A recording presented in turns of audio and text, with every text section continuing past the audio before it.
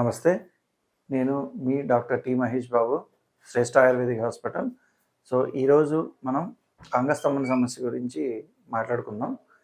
So, ఇదేంటంటే మనకి అంగస్తంభన సమస్య అనేది ఈరోజు ఆహ్, వయసుతో సంబంధం లేకుండా అంటే యంగ్ ఏజ్ గానివ్వండి, మిడిల్ ఏజ్ కానివ్వండి, ఓల్డ్ ఏజ్ గానివ్వండి, చాలా ఈజీగా అందరూ ఫేస్ చేస్తున్నారు. సో, దీన్ని ఎరెక్టైల్ డిస్‌ఫంక్షన్ అంటారు. అంటే ఎరెక్షన్‌లో ప్రాబ్లమ్ వస్తుంది కాబట్టి దీన్ని ఎరెక్టైల్ డిస్‌ఫంక్షన్ అంటారు. సో, మనం ముందుగా దీనికి ఇది ఎందుకొస్తుంది అనేది కారణాలు తెలుసుకుందాం.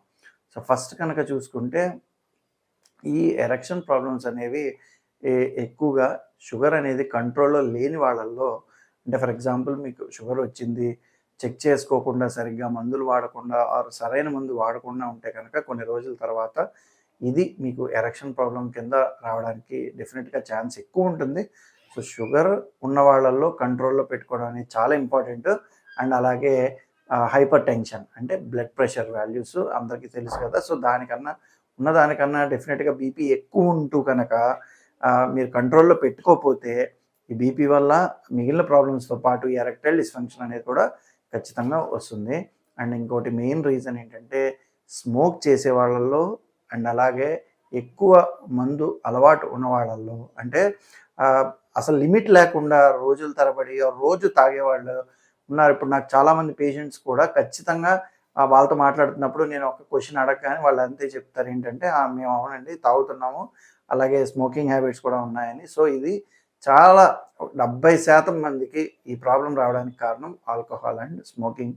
అండ్ నెక్స్ట్ ఇంకొకటి ఏంటంటే మానసిక ఆందోళనలు అది పర్సనల్ కానివ్వండి, ఫ్యామిలీ పరంగా కానివ్వండి ఆర్ ప్రొఫెషనల్ పరంగా కానివ్వండి ఏదైనా సరే స్ట్రెస్ ఇప్పుడు బాడీ, మైండ్ అనేది కలిపి పనిచేయాలి ఎప్పుడైనా సరే.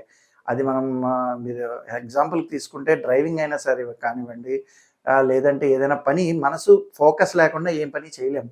అలాగే మనసు టెన్షన్‌లో ఉన్నప్పుడు డెఫినిట్‌గా మీ బాడీ అనేది కంట్రోల్‌లో ఉండదు కాబట్టి ఈ ఎరెక్షన్ అండ్ ఈ సెక్షువల్ యాక్టివిటీ దానికి కూడా మైండ్ కూడా అంతే ఇంపార్టెంట్. సో, అది ఎప్పుడైతే లైక్ డీవియేట్ అయ్యిందో డెఫినిట్‌గా దానివల్ల కూడా ఈ ఎరెక్షన్ ప్రాబ్లమ్ అనేసి వస్తాయి. సో, ఇప్పుడు మీరు మెయిన్ రీజన్స్ అనేవి మనం తెలుసుకున్నాము.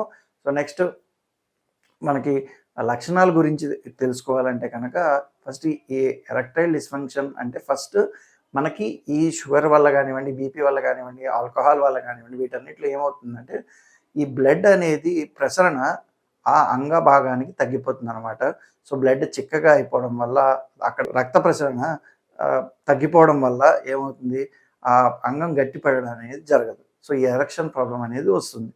సో, దానివల్ల ఏంటంటే ఇప్పుడు ఎప్పుడైతే పార్ట్నర్స్ ఇద్దరు కలుద్దామని ట్రై చేస్తారో ఆ టైంలో అవ్వకపోవడం వల్ల సో, డెఫినిట్‌గా డిస్సాటిస్ఫాక్షన్ అనేది రావడం, వాళ్ళ ఇద్దరి మధ్య గొడవలు రావడం ఇలాగా అన్నీ జరుగుతూ ఉంటాయి. సో, మెయిన్ ఎప్పుడైతే మీకు ఇలా అనిపించిందో సరే ఒకసారి ఇలా అనిపించినప్పుడు సరే ఏదో ఒక ఆ టైంలో మీరు ఏదైనా ప్రెషర్‌లో, టెన్షన్‌లో ఉండడం వల్ల అయ్యుండొచ్చు. అదే చెప్తున్నా మానసికంగా కూడా ఒత్తిడి అస్సలు ఉండకూడదు. ఉన్నప్పుడు అప్పటికప్పుడు టెంపరరీగా అవ్వచ్చు. బట్ ఇదే కనుక మాటిమాటికి అవుతుంటే కనుక ఖచ్చితంగా మీరు డాక్టర్‌ని సంప్రదించి మీ ప్రాబ్లమ్ గురించి తెలుసుకొని, దానికి కారణం తెలుసుకొని, దాన్ని ట్రీట్ చేసుకోవడం అనేది మంచిదనమాట. సో, ఇప్పుడు మనం కారణాలు, లక్షణాలు తెలుసుకున్న తర్వాత ఫస్ట్ దానికి ఉన్న ట్రీట్మెంట్స్ గురించి తెలుసుకుందాం. నేను రెమెడీస్ అండ్ ట్రీట్మెంట్ చెప్పే ముందు కన్నా మీ అందరికీ ఒకటి చెప్పాలి. ఏంటంటే ఎవరెవరో ఏదో చెప్పారని చెప్పి ఇష్టం వచ్చినట్టు వాడొద్దండి. ఎందుకంటే మీ బాడీ అనేది చాలా ఇంపార్టెంటు. సో, ఏవేవో వాడేసి అనవసరంగా బాడీని పాడు చేసుకోవద్దు. మమ్మల్ని కన్సల్ట్ అవ్వండి. డాక్టర్‌ని కన్సల్ట్ చేసి చెప్పిన మెడిసిన్స్ మాత్రమే వాడండి. సో, ఇప్పుడు మనం కనుక ఫస్ట్ రెమెడీ గురించి మాట్లాడుకుంటే మనకి ఈ ఎరెక్టైల్ డిస్‌ఫంక్షన్‌ని ఆర్ అంగస్తంభన సమస్యని పోగొట్టడానికి చాలా అద్భుతంగా పనిచేసేవి దూలగుండి గింజలు. సో, ఇందులో తెల్లవి, నల్లవి ఉంటాయి. అందులో తెల్లవి ఈ దూలగుండి గింజలు మనకి దూలగుండి ఆకనేది అందరికీ చాలా బాగా తెలిసినదే. ఎందుకంటే ఆకుల్ని మనం ముట్టుకుంటే కనుక దురదొస్తుంది. అండ్ చిన్నప్పుడు కూడా మీరు ఆడుకుని ఉంటారు. అండ్ ఈ దూలగొండి గింజలనేవి మనకి మార్కెట్‌లో కూడా దొరుకుతాయి. లేదు దూలగొండి చెట్టుని ఎవరైతే ఐడెంటిఫై చేయగలరో డెఫినిట్‌గా అవి మనకి చిక్కుడు పాదులాగా ఉండి, ఆ చిక్కుడు కాయల్లాగా ఉంటాయి. లోపల గింజలుంటాయి.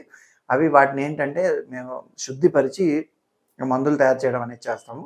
సో అలాంటి దూలగొండ గింజల పొడిని పొద్దున్న సాయంత్రం పాలల్లో తాగితే కనుక మీకు డెఫినెట్గా ఈ అంగస్తంభన సమస్య అనేది డెఫినెట్గా తగ్గుతుందండి, పక్కాగా తగ్గుతుంది. నేను ఇలా ఎంతోమంది పేషెంట్స్కి నేను తగ్గించడం అనేది జరిగింది.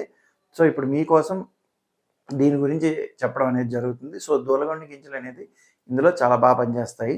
సో ఇప్పుడు మనం ఆయుర్వేదిక్ ట్రీట్మెంట్స్ గురించి, అంటే కొంతమందిలో ఏంటంటే చాలా ఏళ్ల నుంచి బాధపడుతూ ఎవరికి చెప్పుకోలేక ఉంటారు కాబట్టి అలాంటి వాళ్ళల్లో ఈ గింజలు వాడి అయినా సరే మాకు ఇంకా సరిపోవట్లేదు అంటే ఎప్పుడైనా సరే ఈ గింజలతో పాటు ఇంకా మేము రకరకాల ఆయుర్వేదిక్ మందులు తయారు చేసి ఇవ్వడం అనేది జరుగుతుంది. దానివల్ల మంచి రిజల్ట్ అనేది కూడా ఉంటుందన్నమాట. సో ఈ ఆయుర్వేదిక్‌లో మెడిసిన్స్ కూడా చాలా ఎఫెక్టివ్ మెడిసిన్స్ అనేవి ఉన్నాయి. అండ్ మెడిసిన్స్‌తో పాటు కొన్ని ఉత్తరవస్తి లాంటి ట్రీట్మెంట్స్ అనేవి ఉంటాయన్నమాట. అంటే మెడిసిన్ అనేది మేము లోపలికి ఒకటి పంపించడం జరుగుతుంది. అది లోపల అబ్జర్వ్ చేసుకొని మన అంగాన్ని నార్మల్‌గా పనిచేసి గట్టిపడేలాగా చేస్తాయన్నమాట. సో ఇవేంటంటే లోపల ఏమైనా బ్లాక్స్ ఉన్నా, లేకపోతే ఏమైనా నేను ఇందాక చెప్పినట్టు రక్తానికి సంబంధించిన ఇబ్బందులున్నా, చిక్కబడిపోయినట్టు ఆర్ కండరాలు వీక్ అవుతున్నట్టు ఉంటే గనక వాటిని గట్టిపరిచి చేయడానికి మెడిసిన్స్ అండ్ ట్రీట్మెంట్స్ అనేవి ఉన్నాయన్నమాట. సో ఇప్పుడు మనం రెమెడీ గురించి తెలుసుకున్నాం. అలాగే అవైలబిలిటీ ట్రీట్మెంట్స్ గురించి ఉన్నది తెలుసుకున్నాం కాబట్టి, మీరు కనుక ఈ వీడియో డెఫినెట్‌గా చూస్తే కనుక మీరు లేట్ చేయకుండా డెఫినెట్‌గా డాక్టర్‌ని సంప్రదించి మాత్రమే సరైన మందులు తెలుసుకొని అవి వాడండి. ఏది పడితే అది వాడొద్దండి. సో అలాగే ఇప్పుడు మీకోసం ఈరోజు ఎరెక్టైల్ డిస్‌ఫంక్షన్ ఆర్ అంగస్తంభన గురించి తెలుసుకున్నాం కదా! అండ్ అలాగే ఇంకా ఫుడ్స్ గురించి మాట్లాడుకుంటే కనుక ముఖ్యంగా మీరు చేయవలసింది ఏంటంటే కొన్ని రోజులు మందు అనేది మానేయండి. బాగా స్పైసీ ఉన్న చికెన్, మటన్ తినొచ్చు. బట్ ఎక్కువ ప్రతిరోజు తినాలి అవి చేయకండి. ఎందుకంటే కొంతమంది ఎక్కువ తింటున్నామండి వారానికి 4, 5 రోజులు అలా చెప్తారు. సో అలా ఎక్కువ తినొద్దు. ఎందుకంటే కారాలు అవి కూడా ఏంటంటే ఒంటికి అంత మంచి కావు ఎక్కువ తినడం. అండ్ దాంతో పాటే మీరు చేయవలసింది ఏంటంటే పుట్టగొడుగులు ఒకటి మంచిదే. అండ్ నెక్స్ట్ ఇంకొకటి పంప్కిన్ సీడ్స్, గుమ్మడి గింజలు ఒకటి, అండ్ ఇంకొకటి బాదం, ఆల్మండ్స్ అంటారు కదా, తెలుసు అందరికీ. నెక్స్ట్ అలాగే పిస్తా ఒకటి, క్యాష్యూస్ ఒకటి. సో ఇలాంటివి డ్రై ఫ్రూట్స్ తీసుకుని, ఫ్రూట్స్‌లో కూడా పైనాపిల్ అండ్ దానిమ్మ తీసుకుని, పాలు అండి, పాలు అసలు చాలా మంచిదనమాట. అంటే పాలు అంటున్నానంటే మళ్ళీ మీరు టీ, కాఫీ అలాంటివి ఏం కాదు. పాలు అంటే ఉత్తి పాలు. నేను ఇందాక చెప్పినట్టు ఆ గింజల పొడి కలుపుకున్నా సరే ఫస్ట్ ఉత్తి పాలు అనేది తాగడం మొదలుపెట్టండి పొద్దున్న, సాయంత్రం. మీకు చాలా ఎఫెక్ట్ అనేది కనిపిస్తుంది.